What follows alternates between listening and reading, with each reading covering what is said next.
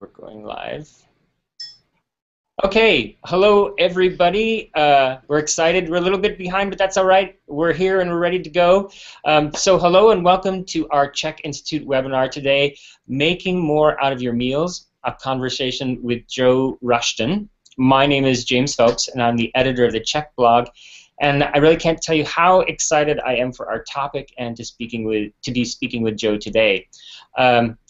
So making more out of your meals is really about two things, right? It's about eating healthy food, and that's number one. And number two, not destroying your wallet while you're doing it.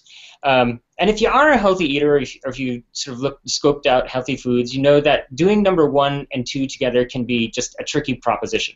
So this is why I'm so thrilled to have Joe with us today. If you've read our blog, you're familiar with Joe's excellent writing and her tasty recipes. I have to confess that I always make sure I'm well fed before I read her posts to avoid that sort of Pavlovian drooling reaction even in private. So, but let me tell you a bit about Joe beyond being our blog contributor, because her accomplishments and qualifications are they're almost innumerable. Joe is the author of the #1 Amazon best-selling book, Rocket Fuel on a Budget. She's an accomplished chef, founder of the Energy Coaching Institute, where she works with her own clients. She's a television host, and on top of all of that, a CHEK faculty member. And I'm sure I've left some other qualifications and achievements out of there, but that's just a great start. So all that's to say, Joe is just the person to help us out on this topic. So let's do this. Welcome, Joe, and thank you for joining us today. Thanks, James. It's a pleasure to be here, and my goodness, thanks for the introduction. You're humble. It's well deserved. Oh, thank you. I'm really excited about sharing as much information today with our audience as possible. It's what I love to do. So let's kick into it. Yes. So we're going to start off talking about this eating healthy and eating on a budget. So would you like me to start up with these slides and we'll get cracking? Yeah, absolutely. Okay, so we're going to share some slides with you guys, and let's start. All right, so here we go. Can everybody see this? I hope so. Can you see it, Joe? I can, yes. Okay, yep. Great. So, I guess I put a few slides together, and most of them are really just kind of photographs and a little bit of a journey that I want people to take themselves on over the next, half an hour, is to just really, first of all, think about, what is on your plate, because and what exactly is healthy eating, because I don't know about you, James, but over here in Australia there are so many different paths of recommendations in terms of what's healthy and what's not, and depending on what you're reading and who you're talking to and what body of science you're into, you'll often get variations of that concept of healthy eating. And I know that, do you get that in America as well? I think if you Google diet, you get, I don't know, 200, 300 different diets that will come up. I mean, it's incredible how many, and they're all something different. Exactly. Is it any wonder we're all confused as to what works and what doesn't? Oh, I know, it's crazy. So, I think that what I really want to share with everyone first is a little bit more of an understanding as to what is healthy eating. And for us to really embrace that concept, we have to, first of all, make that concept individual to ourselves. What is healthy eating really is dependent on the individual. And as much as there are some foundational principles that, absolutely stem or create a platform for healthy eating, beyond those foundational principles, you really have to tune into what your needs are as an individual. So, that's the first thing that I would say. I mean, Paul has always taught us that, one man's food is another man's poison. So, the very same healthy foods, well-sourced, nutritionally dense, they could be working for one person and getting all the right results that we want. And for another, they could be leaving them, putting on weight, becoming fatigued, low on energy. So it really is about understanding what your own personal needs are. So I think that that's the first thing, is coming away from all the recommendations. I'm going to go through with you in a moment on the next slide what some of those foundational principles are for healthy eating, and then we're going to look at fine-tuning them. So, I think that's, the first thing for people to understand is that it's an individual journey. So if we go on to the next slide, James, we can have a little look, first of all, at, a lovely quote that I found, which, I think is a little reminder to us all, because I know that personally my journey, I certainly don't eat now how I used to. I mean, it is chalk and cheese. My journey, I was substantially overweight in the late 20s. I did some really radical things, lots of different diets to try and, get healthy. And I even did competitive bodybuilding for 3 years as a way of trying to find a discipline or something that I could stick to that would get me the results that I wanted to. So, I think at the end of the day, if we don't make time to incorporate healthy eating and incorporate a healthy lifestyle into our day-to-day, then sooner or later it is going to catch up with us. So no matter where. One of the things when I was reading the foreword of Rocket Fuel on a Budget, that you talk about your personal story in that way, and one of the points that you made, I think, in the first chapter there, was that thinking that exercise could kind of be the cure-all in case you can eat what you want as long as you're exercising really well, right? This is a big myth that we have, and I tell you what, one of my discoveries has been that myth gets more and more obvious, the older you get as well. Absolutely. There's an old saying: you can't out-exercise a bad diet. That's great.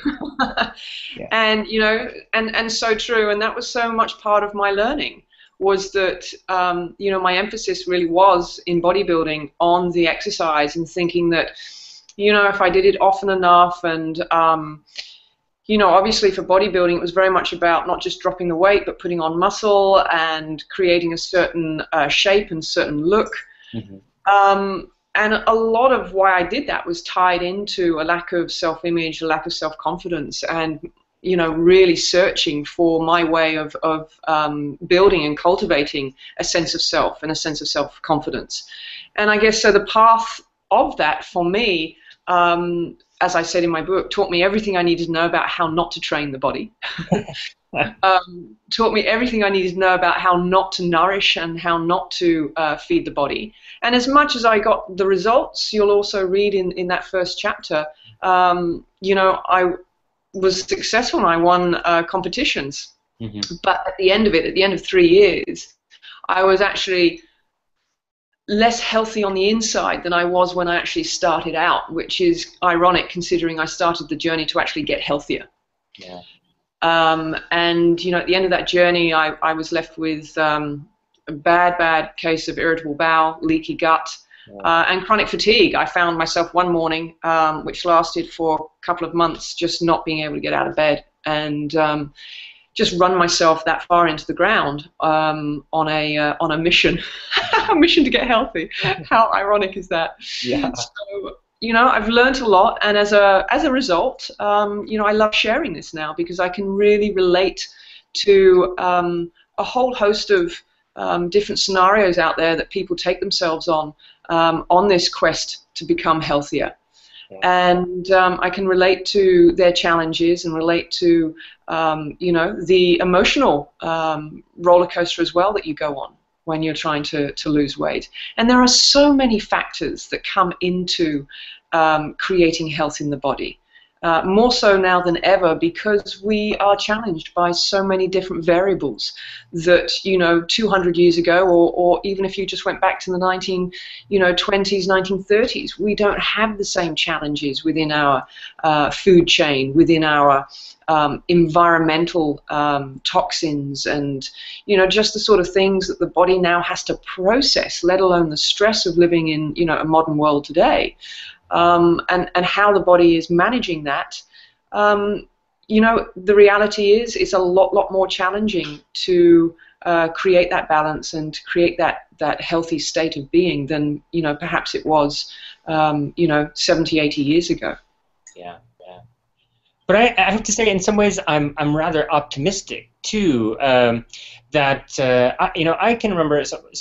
My partner is gluten-free, and 10 years ago, trying to cook gluten-free food, especially if you have somebody who likes baked goods, right? Cooking gluten-free 10 years ago was quite a scary prospect. And I have to say, I'm not really a baker in the first place, so the poor guy. But now, right, we have, for people who really need to go gluten-free, there's so many, I think, wonderful options and ways to enjoy your food and to avoid the things that you need to avoid without feeling as though you have to make major sacrifices. And so some ways, I am a little bit positive about what we have access to now.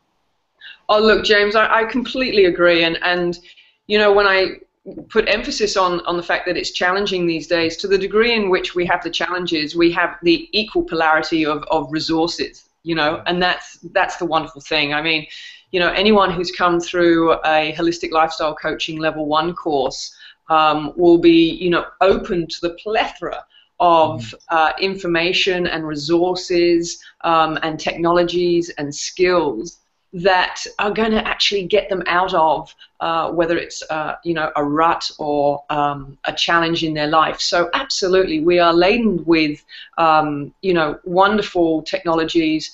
I'm all about going back to basics, getting back to the grassroots, because the moment we do, and the funny thing is, it doesn't have to be complicated.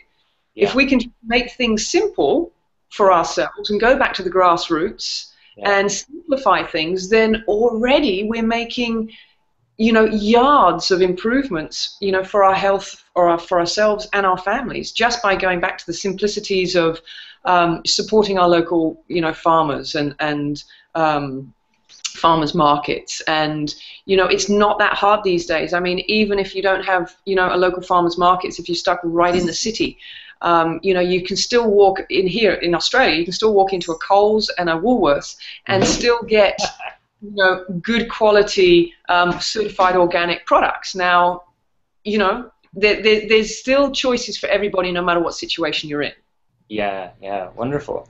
And I love that quote that's on this slide. Those who think they have no time for healthy eating will sooner or later have to find time for illness. And yeah, I mean, it's certainly is true. It's no doubt true. It is. So what I wanted to do was perhaps just share with you in the next slide. I've created a list of points that I wanted to run through with everybody, and just expand perhaps a little bit more on some healthy eating tips and some questions to ask yourself, because these really are what I think are the foundational principles to healthy eating, no matter what you need as an individual, and no matter what the fine-tuning is for you to meet that healthy eating criteria. And I guess at the end of the day, when do we know that we're really ticking the boxes of healthy eating? Yeah. Your body will tell you, at the end of the day, the results and how you feel and how you're performing, your levels of productivity, emotionally and mentally, physically, spiritually, you're going to be getting feedback as to how well you're really ticking the box of healthy eating. Yeah. And, if we, first of all, come back to listening to our bodies, and drop down from the head back into our heart and our bodies, and start to learn how to feel and interpret those feelings, then we're going to get yards more out of that practice than, reading a book and trying to work out what's right and what's wrong, what's healthy, what's not. Yeah. So, on that, the very first point that I kind of brought up, which, lots of people kind of go, what do you mean, why am I eating? What's that got to do with healthy eating? Yeah. And, it does, because, the very first thing is, if you don't really know why you're eating, for example, is it because you're bored? Is it because you're genuinely hungry? Is it because you're trying to fill an emotional void? So really, first of all, understanding why in the moment you're engaging with eating in the first place, because there are, in my opinion, healthy states and healthy mental and emotional and physical states with which we engage with our food, and there are slightly less healthy states in which we engage with those choices. So just becoming aware and asking yourself in the first place, am I really hungry right now, or am I bored? Have I walked up to the fridge and have I opened the door? Am I standing there kind of aimlessly looking the shelves up and down and closing it and then walking back to the desk? And it's really funny when we actually bring ourselves aware to what it is that we're doing, that we really start to find out how important that kind of question is. Yeah. So then, the next question, obviously, once you've, I guess, qualified that you are genuinely hungry and you want to make some good choices, then the next big question is, to really know what you're eating and to know where it comes from. And there's a couple of really simple ways of ticking that box. I'm all about quality and quantity, so I teach my clients to really become what I call qualitarians, to be able to qualify the quality of their choice. And I help them do that by having them really get in touch with where their food is coming from. So when you do go to a farmer's market, when you do buy directly from the farmer, or you buy from a butcher who is just one step or one purchase away from the farmer himself, then already you've got a better understanding, better control over where your food's come from, what processes it's been through, and you can far better tick the box of quality. And I think it's really important these days to consider, when we're looking at the quality of food, it's not just about organic, and I'll touch on that in a moment, but it's also about how far has your food traveled? Yeah. How long is it being kept in stasis before it's made its way to the supermarket, or before even at farmers markets you have to be discerning. There's no doubt. We go to farmers markets every week for our supply, and we're very lucky. We have somewhere we can go either on a Friday morning, and if we miss Friday morning, there's another location that we can go on for Saturday, and if we miss Saturday, there's one more location that we can do for Sunday. And you'll very much see the same suppliers turn up at these 3 different locations. But what I have learnt and become quite discerning about is, within these farmers markets, you can still get produce that's imported. You'll have Really? Yeah, absolutely. You'll have some stalls that they kind of bracket themselves as more of the speciality kind of produce, and there are still, and it might only be about 5% of what you actually see in the whole market itself, but there are some imported products there. So become discerning. Make sure that we have a mixture of both certified organic suppliers, and then we have local farmers that absolutely farm organically, but they're not certified. They're just too small to afford certification. Right. But they don't use chemicals, they don't use fertilizers, and it's really about going from store to store and asking them what do you use? Because equally, as I found out a few months ago at one of our markets, there's a stall there that's been occupied by a little bit more of a commercial brand, which is called Harris Farms. And that over here is kind of more of they do a very small line of organic produce, but they're mainly mainly commercial Australian grown produce. Wow. And they do use chemicals and they do use fertilizers. And, you know, they've kind of pitched up wanting a little slice of the market at the farmers' markets. Yeah. And, you know, it leaves those that come needing to be quite discerning and being bold enough to ask, Yeah. you know, do you use chemicals? Do you use any sprays? If so, what? And then make your decision from there. And I support both certified organic, and I support those that grow according to the organic principles, but, you know, aren't certified organic, but I know that they're clean, safe, and chemical free. So really knowing where your food comes from. The moment you go into the supermarket, you're bombarded by imported produce. You know, here in Australia, as much as we all look to try and eat seasonally, one of the things is that naturally, you know, up in Brisbane at the moment, the weather isn't what it is in Sydney, so they're able to grow foods that currently we wouldn't be able to get down here in Sydney. Right. So you have to think about those sort of things when you're actually wanting to eat seasonally for according to where you are in the same country. Right. And then, you know, the next point there is, you know, what processes has it been through? Because, you know, again, just because it's a local produce and that it's organic doesn't necessarily mean that it's healthy. You know, depending on, you know, for example, depending on what kind of marinades somebody might use or how they've smoked. You know, there can be some beautiful wild fish at the markets. Available to you fresh and available to you smoked. But then depending on what they've smoked them in, or depending on what kind of oils the butcher might have used when he's gone and offered a marinated version of this beautiful grass-fed beef, it can almost become, you know, a bastardized product now, unfortunately. You know, if they've used nasty vegetable oils to marinate because, you know, they don't know anything more. They're producing a beautiful cut of meat, but then creating tastes and, I guess, appealing to convenience, taking one step out of our process in the kitchen of having to, you know, make that meat tasty. But whatever they've used might not be organic and might not be, you know, the healthiest choice. Right. So, you know, just thinking about the processes things have been through as well. Yeah, and I know, right, soy milk is a great example of that, right, where you can buy organic soy milk, right, but this is incredibly processed to get it into this liquid, drinkable, milk-like sort of substance. Exactly, exactly. You know, soya is a big no-no on all levels. You know, if you're lucky enough to find some really good quality fermented and properly fermented soya sauce, tamari soya sauce, then, you know, use sparingly.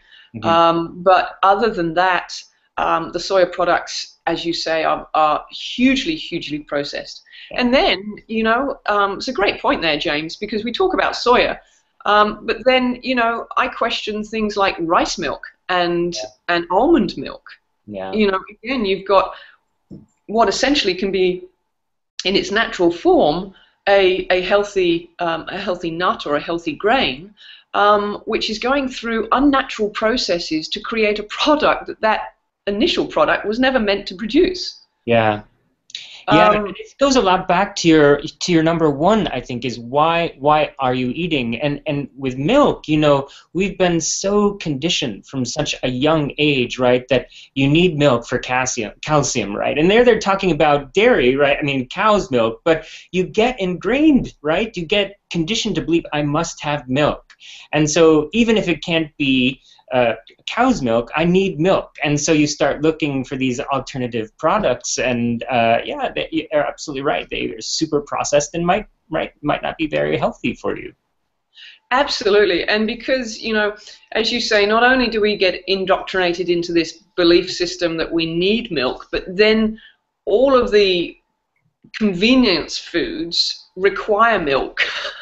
Yeah. So your convenience breakfast, a bowl of cereal, you know, something quick, something easy, and it's always marketed to be, you know, fortified with this, or, you know, full of iron, full of protein, great way to start the day, and the marketing gurus, you know, they have us running around in circles. Yeah.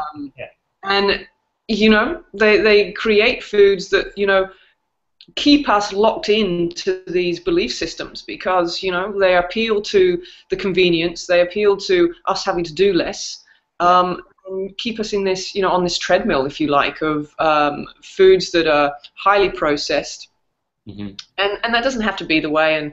And you know, when we go through these, after we've gone through these last few little points here, you know, I really want to be able to share with the audience how they can make choices that are easy and simple and that aren't feeling like they're time consuming, because, you know, that's really what it's all about. Nobody wants to spend, you know, hours on end in the kitchen, unless of course you have a love of food and it's a way of, you know, expressing your creativity, but that's not the case for everybody, you know. Yeah.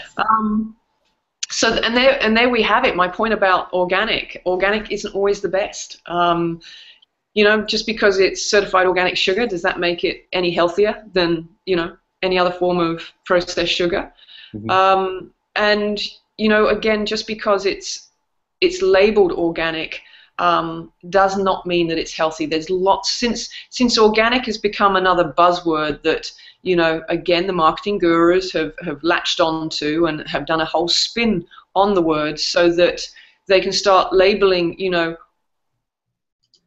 snack foods and certified organic snack foods, whether they're the muesli bars, whether they're cookies, you know, whatever the kind of confectionery items are that then still find themselves within the organic aisles. They're still no more healthy for you than, you know, your conventional confectionery items. They're still high in sugar. They're still often high in, you know, high glycemic foods and flours. And yes, they're going to be minus the colorings, preservatives, and additives. But, you know, we still need to question, A, why are we eating that food? And is that food choice the healthiest for you? Is that choice going to really meet all of your needs? And is there a way that we can meet those needs through foods that have been, you know, less processed and foods that are still in what I call more of their natural state? In my eyes, one of the top criteria is to eat food as close to what it looks like or as close to what it is naturally in nature. Excellent. That's, you know, I think that's a key point there. Yeah.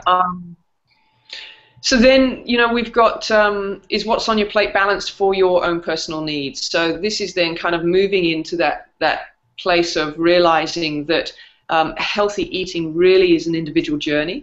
And once you've ticked, you know, a few of the boxes above that we have, then you've got the foundational principles under your belt. Then it's really starting to ask yourself, well, you know, what are my individual needs?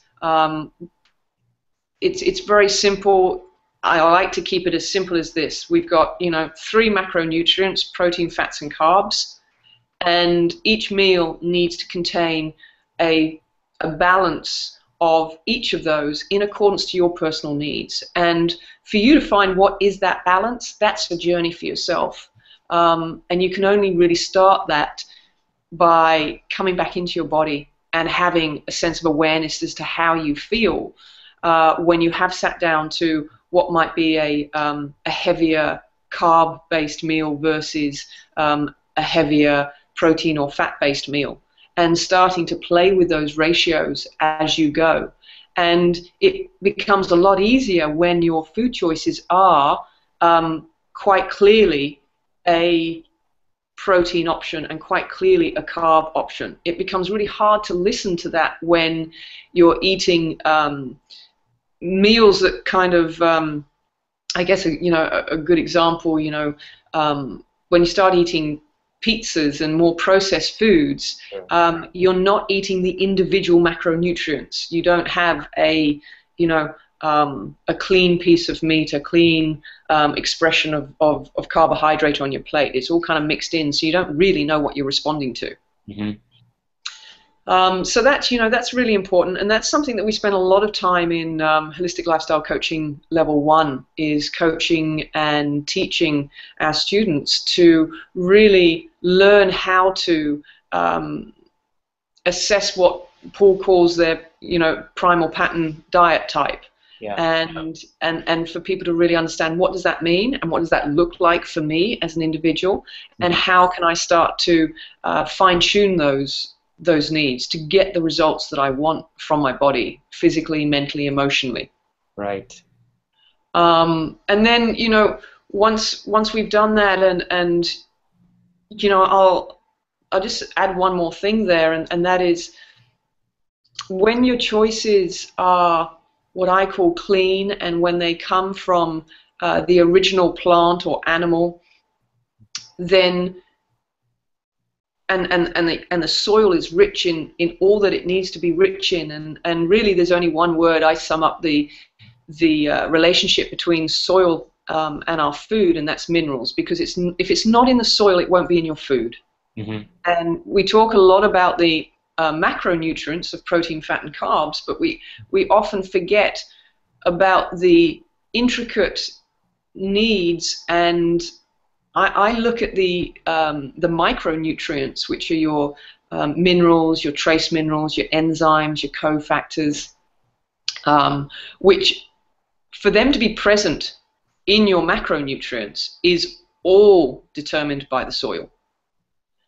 And so if the quality of the soil from which your food grows isn't optimum, then the level of these secondary nutrients, which I look as being the keys, they are the keys that unlock the potential of what is inside your macronutrients.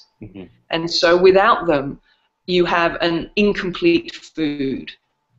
And without taking nutrition on board into your body that is complete, then your body can't actually utilize the food the way it needs to, which is why there are large populations that are walking around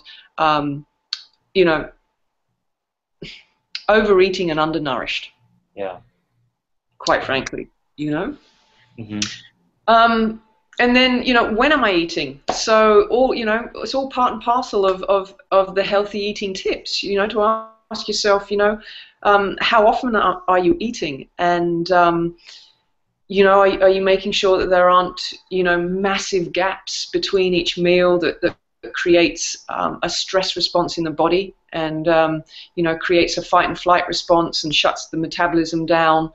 Making sure that, you've got no more than 4 to 5 hours between each meal. And again, as an individual, when you tune into that, you'll know what kind of time span is most suitable into keeping you in what we call the power zone. That's essentially what you're wanting to feel. After every meal, you want to feel like you're back in the power zone, ready to perform mentally, emotionally, physically, and that you can, remain engaged at high levels for, another good 4 to 5 hours. And that's slightly different for everybody. So, breakfast is a big thing for me. I know that, if I leave it, too long, I'm somebody now, and this has been a wonderful experience for me, James, is to really be attuned to how my needs have actually changed over the years. And they changed as my hormonal profile became healthier. My needs have changed. I can quite often wake up in the morning, and sometimes I don't have a desire to eat breakfast straight away. And it might be that I don't get around to my first solid meal until about 11 o'clock. And how do I know that that's okay for me? Well, because none of my key markers of energy, cognitive focus, physical productivity and performance have, been ladened. I'm still there performing as well as I would if I did wake up feeling hungry and therefore met that need. Okay, so I'm always, tuning back into, am I in the power zone? And if I'm not, well, what is it that I'm needing? What am I lacking? Where am I eating is a really important part of making sure that you support the digestive system to get the most out of the nutrients that you're bringing on board. If you're, eating in a stressful environment, at your desk whilst you're working on the computer, we know that the eyes are highly correlated to digestion. So, when you're reading something or you're, responding to emails or you're, Googling, they're all the things that are taking massive amounts of energy away from the visceral process of digestion. So just making sure that, wherever possible, that you're eating in a calm environment so that your body can, if you've made the effort to make really healthy choices, then do we not want to follow it through by creating an environment whereby our body can make use of those healthy choices? Right. And then James, the last one, how am I eating? Am I gobbling it down? Am I, again, they kind of, the last two really come together and they interrelate. I see so many people in the city at lunchtime, walking down the street, chomping down a sandwich while they're probably walking to the next meeting. Is that the healthiest thing? A, is it the healthiest choice? B, is it the healthiest way to engage with your food? Are you eating consciously? Are you sitting down? Are you grateful for that moment where you're taking in food that's actually allowing you the very experience that you're having? Yeah. It ties into when I am eating too, right? I mean, if I'm not cognizant as well about eating when I need to be, then I end up eating, later, and I'm so hungry, right, that I find myself shoving large chunks of food in my mouth, right, and before I know it, it's all gone. But I haven't taken the time to really chew it, and so that I can digest it properly and all of that. And I'm sure that's a common phenomenon for lots of people, right? You forget to eat, then you're super hungry. You eat so fast, you eat like a shark, right? That's right. And I guarantee anybody who suffers from burping and belching and, excess gas straight after they've eaten, especially if it's coming up, through the top orifices of the mouth, I can guarantee it's because they've just woofed it down and they've taken a whole heap of air down with them. And that indigestion could be easily, reversed and easily relieved by just slowing down and chewing our food. Paul has a saying of, eating our water and drinking our food. We have to chew it down to it being a liquid in order for the body to really make use of it with ease and grace. Yeah. Well, and I love your point too, right? If you're going to take the time and the effort to make yourself a healthy meal, enjoy it. Yeah. Enjoy it. Absolutely. I mean, I love, I can often be eating one meal and be thinking about what I'm going to do for the next because I love my food so much. I'll often, I love going to the markets and in my mind as I'm having a look at the various produce that's there in abundance for that particular week, I'm kind of starting to create my menu as I walk around, and then I just buy accordingly. And I'm lucky in that way. Yes, I had a chef background for the first 12 years straight out of college. So the creativity and being able to use food in that way and have a natural, intuitive sense of what's going to blend well with what does make it easier for me. But then even if you don't have that, that kind of natural gift, then just getting into the kitchen and making it fun, because there's no better way of knowing what's going to work other than trying it. Yeah, exactly. Right. Good. So, I hope that those few little questions and tips have, just brought a little bit of awareness to people and, been a little bit of food for thought, so to speak. Oh, definitely, and those are tremendously helpful, and I want to encourage everybody to go to Joe's website, to go to energycoachinginstitute.com, and right along the top of her website, I should probably put this up, let me share this with everybody, because right at the top of that web page, there's a place where you can sign up for Joe's site, and you'll get the first chapter of how to rocket fuel on a budget. You'll get that for free, and it's a wonderful read. It's a fantastic read, and it's really well worth it, because you will find yourself, just like I did. I found myself reading that first chapter, and oops, something funny is going on. Well, anyway, energycoachinginstitute.com, and you'll get the first chapter of Rocket Fuel on a Budget. And the first chapter, if I recall the name correctly, it is Top 16 Mistakes People Make When Trying to Get Healthy. And I read through these 16, and I just felt myself nodding and saying, yes, this is right, this is right, this is right. And you can learn so much just by reading this chapter. I mean, one of your top 16 items is the all or nothing attitude. And I have so many friends of mine that are like this, that, for example, the big juice fasting fad that came out. And I had a friend who, okay, I'm going to juice fast. And he's kind of a big guy. And all solid food's gone, juice fasting. And it's just this massive collapse, right? I mean, no energy, and it's that all or nothing attitude. And it's, you know, it's a great one, that one, because, you know, they go in with such vigor and you know, such motivation and conviction for, you know, for what they're doing. And I used to be one, you know, I mean, bodybuilding is very much, you know, you're all in it or you're not. Yeah. And, you know, therefore you have to be, you know, disciplined to the journey, you know, or don't bother doing it. And that's the thing. It's, you know, the biggest downfall or the downside of that all for nothing attitude is that it's not sustainable. Yeah. You know, it's again, it's not balanced. And we want discipline and we want commitment, and they are, you know, they're wonderful energies and they're wonderful gifts that we need to apply.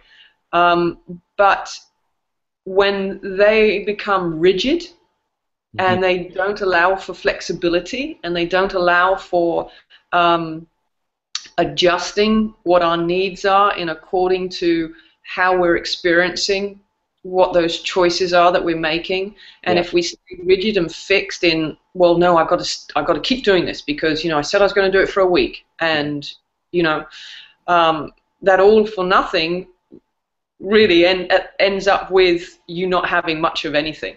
Yeah. And I've found, too, that oftentimes, right, all or nothing is very hard to sustain, like I think you pointed out. And a lot of times, when it becomes unsustainable, there's a sense of failure, a feeling of failure that, I couldn't do it anymore. And so there's this compounding of bad feelings, and then there's oftentimes a falling back to bad habits, and then you feel bad about that. And so it's really... It's a challenge. It is, and then, you know, the downward spiral of that is that we start an attitude that, you know, nothing works. Yeah, exactly. You know, and I've tried it all, and nothing works. Yes. So yes, I mean, this first chapter, and one other thing, there's so many things that I want to talk to you about, Joe. This is just ridiculous. We could go on for hours, but there's one other part of that chapter that I thought was really valuable, and I certainly wanted to highlight. We talk about SMART goals here at the CHEK Institute, and you bring it up in this chapter as well, but you make an addition that I thought was really brilliant, and I loved it. So for those of you who haven't heard about it before, SMART goals, SMART is an acronym that stands for specific, measurable, achievable, realistic, and timely. And it's a way of helping you sort of set goals that are going to be useful to you but achievable at the same time. And you parse this out actually into, those are the brain SMART goals. But you have heart SMART goals, and I just love this. This is wonderful. Heart SMART goals, in your terms, are sustainable, meaningful, aligned to your dream, rewarding, and tangible. And I just love that emotional connection, right? Having those heart SMART goals is so crucial to sustaining these lifestyle changes. That's exactly right. You know, I've learned through my journey of why things have worked and why they haven't worked, that when my goals have been set purely from a headspace, or as what I also describe the mind as very yang, very masculine. And often our goals are very attractive to the mind because the mind loves structure, and it loves timelines, and it loves all the planning. But then what I found is when I haven't followed through on my goals, and haven't reached them, I've gone back and I've really looked at that kind of SMART analogy, and I found that, well, it really wasn't speaking to my heart. My head loved it and loved the idea of it, but the reality of it was, the goal either wasn't truly aligned to my dream, or, it wasn't sustainable. And believe it or not, the head doesn't need things that are sustainable, but the heart does. For the heart to really open up and be there 100%, it wants to know that there's some longevity in its commitment, and some and that it's going to get an enriched feeling from what you're participating in. And I've had a lot of people give me feedback on that, and that it's really helped them to reestablish their goal sets and just fine tune them. So that's been great. Yeah, well, I can't recommend this enough. Yes, for all of our viewers, please check it out. That's the first chapter, and that's, like I said, that's just the first chapter. So much great stuff in there, and I could go on about it, but we need first, I want to get to questions, but we need first to talk a little bit about coconuts. I meant to have a prop. I meant to show a big coconut, but I failed there. So, but we need to talk about coconuts. I have a little exciting, and we'll have an exciting announcement in a moment. But you're so really big on coconuts in a way. Why are coconuts so important to you? Why should we care about coconuts? Can you talk a little bit about them? For sure. I love the word coconut. I love how you say it. I agree. I got introduced to coconuts. First of all, I got introduced to the coconut oil. And that was many years ago when I was overcoming my irritable bowel and leaky gut. And also getting a fungal infection under control, and I was using it. It played many roles in when I had chronic fatigue. I used it as a way of really helping me to boost my energy, and I would have quite a high dosage, more of a therapeutic dosage, up to 4 or 5 tablespoons throughout the day. And that's one of the most wonderful, amazing things about coconut oil is that it's an instant energy to the food. It's not stored as fat. It has a different digestive process in the body than regular fat does. And although that coconut is an average, I think about 92% saturated fat, which is a plant-based saturated fat, not non-animal, of course, it has a wonderful role in how it's metabolized by the body, so it can be used instantly as energy. So it played a big role in helping with my chronic fatigue, along with everything else that I did. It's a wonderful antifungal, antimicrobial products within the lauric acid of the fatty acid itself. It's a medium chain fatty acid. And it's a great oil, and these days you can purchase both refined coconut oil and obviously your virgin and your extra virgin coconut oil. And the main difference between the two is that the refined doesn't have a smell and it doesn't have a taste. So you can use it as a really good quality, stable oil for cooking. And you don't have to infuse everything that you're making with the smell and the taste. And then, of course, you have the virgin or the extra virgin coconut oil, which does have the smell and the taste, which you can still use for cooking, but it lends itself to to being more according to what the dish is that you're making. So that was kind of my first introduction to coconut, was actually through the oil. not the whole coconut itself. And then I started looking, more into what other products that coconut have. And over here in Australia, I would say probably in the last 2 to 3 years, the range of coconut products have just exponentially grown as the food itself has become so much more popular. So now, coconut flour was the next thing that I looked at using and substituting for your gluten-based flours. Mm-hmm.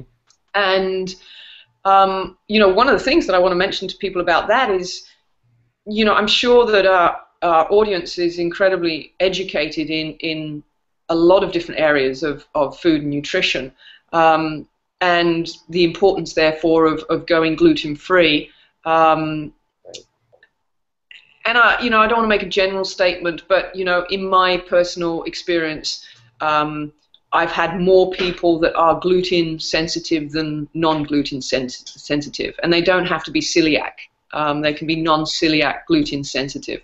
Mm-hmm. And so as a result, I've got a lot of great results by taking them off gluten-based foods.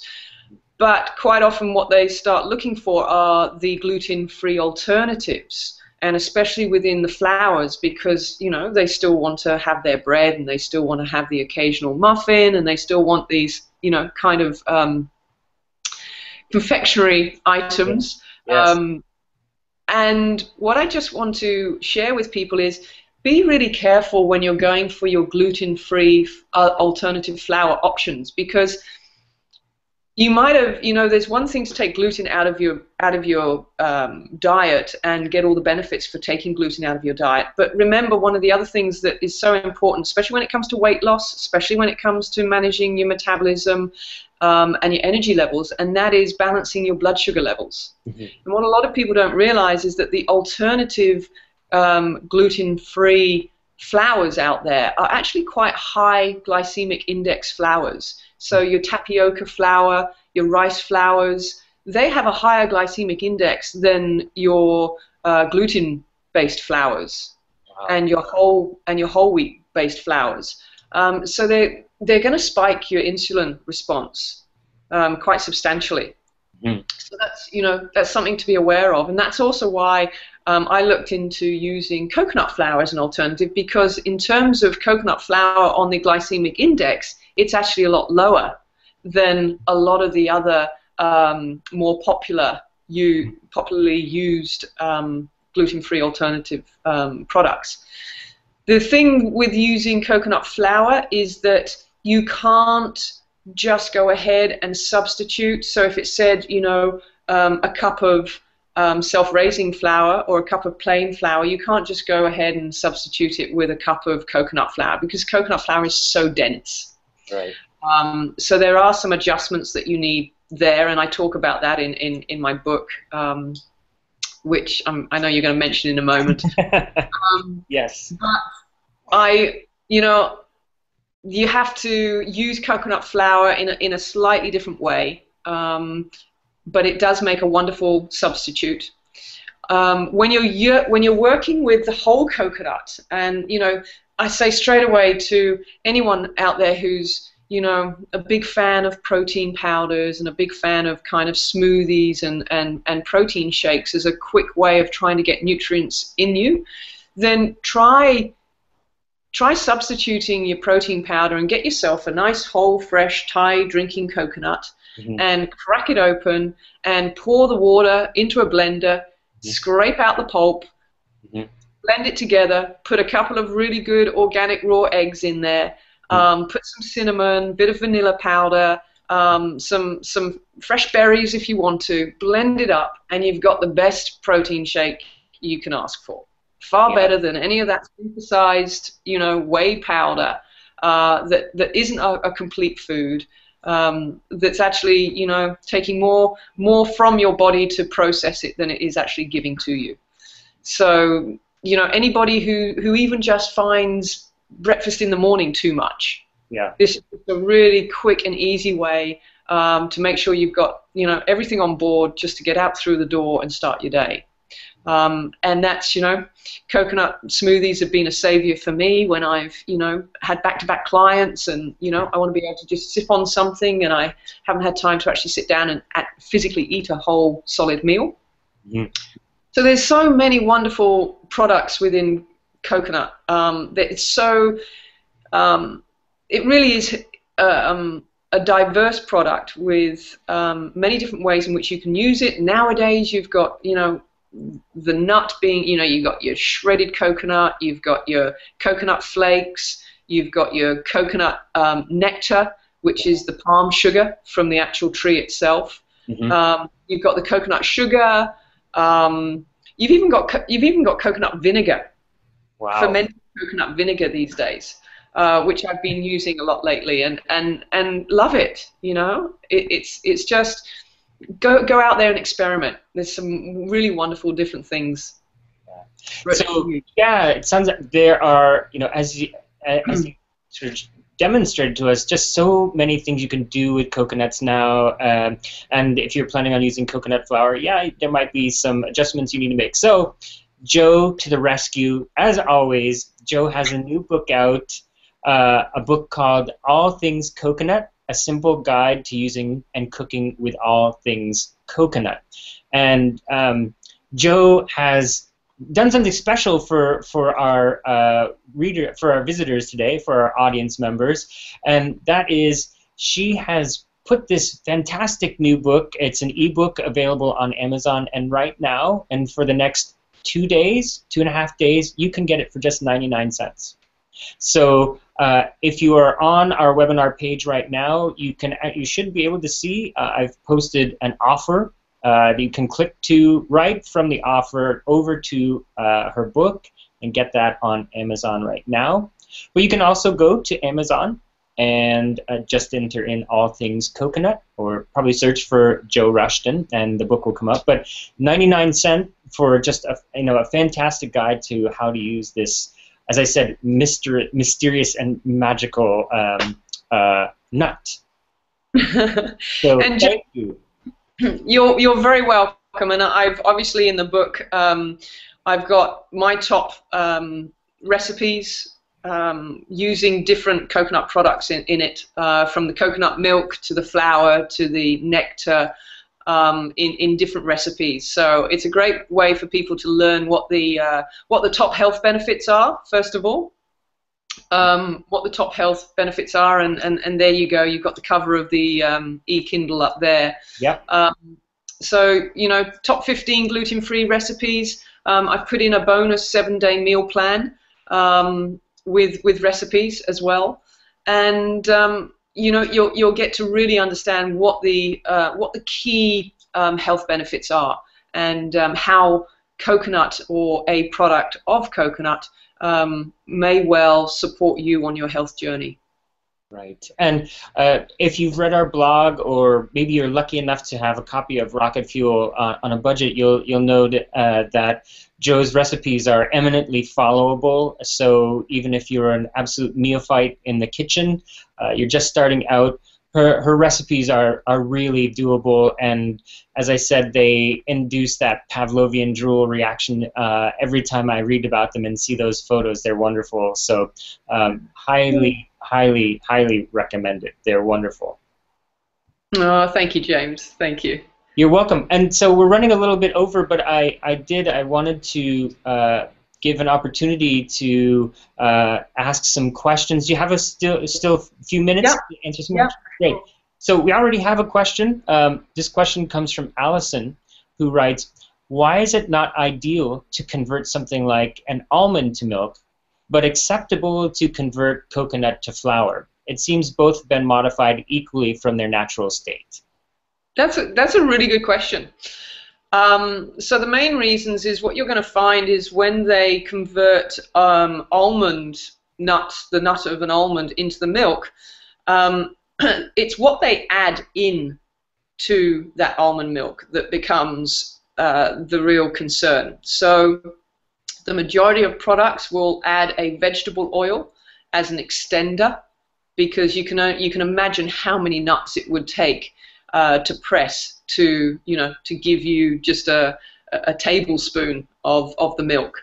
So they have to extend the quantity or the volume and create enough of the milk. And so if you have a look on a carton, and they do the same with rice. Rice is no different when they make rice milk.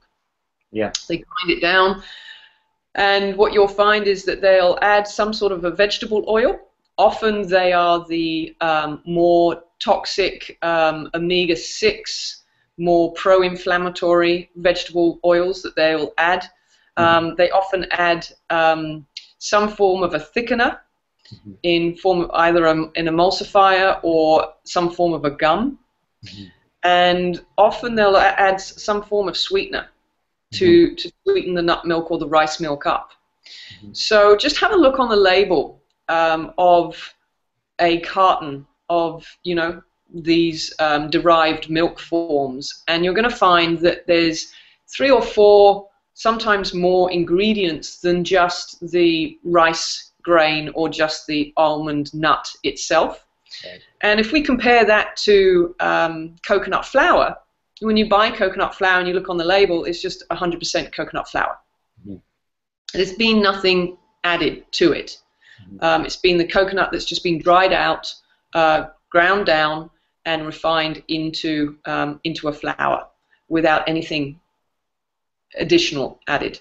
So that's how I would really be able to differentiate between the two, and why I'm not a fan of recommending milk alternatives. I could go more into, you know, other reasons as well, but just to clarify for the question, that's the key reason. Yeah, and also my understanding too, right, is that the process that takes coconut from the nut or the flesh to flour is really purely a mechanical process, right? It's really just a grinding down, whereas with a lot of these milk, there's actually a chemical process that takes place, right? Even if it's just heating, right? That can induce chemical changes in the ingredients of the milk. So it's not, creating this milk isn't just a purely mechanical process of adding a few ingredients together, but there are chemical changes that take place as well. Sure. Absolutely. You know, and that's a really good point there. I often get asked about sugar alternatives like xylitol and the alcohol-based plant sugars. And the biggest thing with that is that it's the massive industrial process that they have to go through to actually get the sugar. So, you know, I look at lots of different forms of sweeteners out there, natural sweeteners, and I take into consideration the processes. And even though, you know, there are some plant-based alcohol sugars that do have an incredibly low glycemic index, really, really low glycemic index, whereby, you know, they're suitable and recommended for diabetics. I still take into consideration the process that it's been through. Yeah. And so, you know, what you've said is absolutely, you know, spot on. Great. That was super. One more question at least.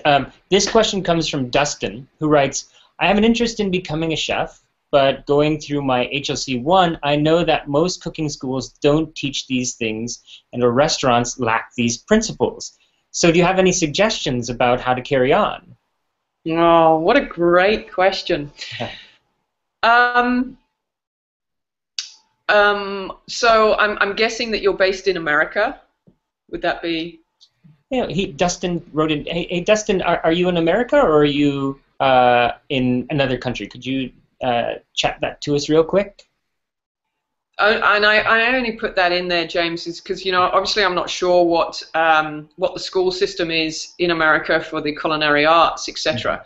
But my first, you know, intuitive thing would be to perhaps research if there isn't, you know, if there's a school that can be the first step that perhaps is more based on, you know, raw foods, or taking him away from the traditional culinary, you know, gastronomic art of cooking, where absolutely you're not going to learn all of these, you know, fundamental principles of, you know, quality of food, sourcing of food, and how to cook certain, foods. I would look at, again, depending on what kind of basic qualifications you even need to get into, perhaps like a health resort. Maybe there's an apprenticeship in certain health resorts where they do know these principles, and they practice these principles. We have a lot of great health resorts here in Australia where they absolutely acknowledge all of your Weston A. Price foundational principles. Wow. And cook according to that, and they're all organic, and they also honor correct preparation of certain foods, the correct use of fats when cooking, and that's all part and parcel of the health experience that resort is providing. So, intuitively, I would accept that if you went kind of mainstream, that you're not going to get that kind of experience that you want. However, if that's the only way of actually getting your qualification, then you might need to do as I did. I went to catering college, I got my basic qualification, and it obviously wasn't until years later that I realized that what I learned was just, mainstream, and then I took the skills of being a chef and then relearned all of the nutritional education and then applied that with my skills. So I'd go on a bit of a hunt out there and see whether or not, someone's willing to take you on as an apprentice within the environment that is teaching and practicing the principles that you're wanting to learn. Great. Then I think we'll have one last question for you here. This question comes from Justin, who wants to know, would you be able to explain the regular flour to coconut flour ratio in cups or some equivalent measurement? Is there some kind of standard ratio? Or he says, or would I be able to find that in your book? And certainly there'll be discussion of that in the book. But yeah, there's discussion of that in the book, and I wish it was as simple as there being a straightforward ratio for any flour to coconut flour, but there isn't. It really depends on what type of flour you're using to then working out what the coconut flour ratio would be. So it's different if you're using brown flour. It's different if you're using self-raising flour. Some recipes call for a combination of flours, and that is definitely different. And I have to say, a lot of my process has been experimental. There are also a lot of other great books out there, gluten-free based books that are very give you great resources around substituting other flours with your mainstream whole grain flours. Okay, so I direct you to some of those as well. And then the other thing is experimenting, because it's not just changing the ratio of flour, it's also changing the ratio of the wet ingredients within the recipe as well. You'll find that you have to use more eggs. If there was, yogurt in the recipe as an example, often more yogurt. So it's about because coconut flour is so dry, it's so dense and it absorbs so much, you actually have to use more wet ingredients within that recipe. So not an easy answer to give you a straight ratio on, but have a read of the book and get in the kitchen and start playing. There's no better way of finding out. Yeah. Well, and I was just about to say, at 99 cents, you have available to you just about the best guide you can get on how to use coconut flour. So that would be my suggestion. So we've kind of come to the end. Joe, thank you so much for sticking around with us for about an extra 15 minutes. That was just super gracious of you. Because as I discussed at the beginning of the webinar, you have a lot on your plate. You do a lot of great things. So yeah, I thoroughly appreciate it. You're very welcome, James. Thank you.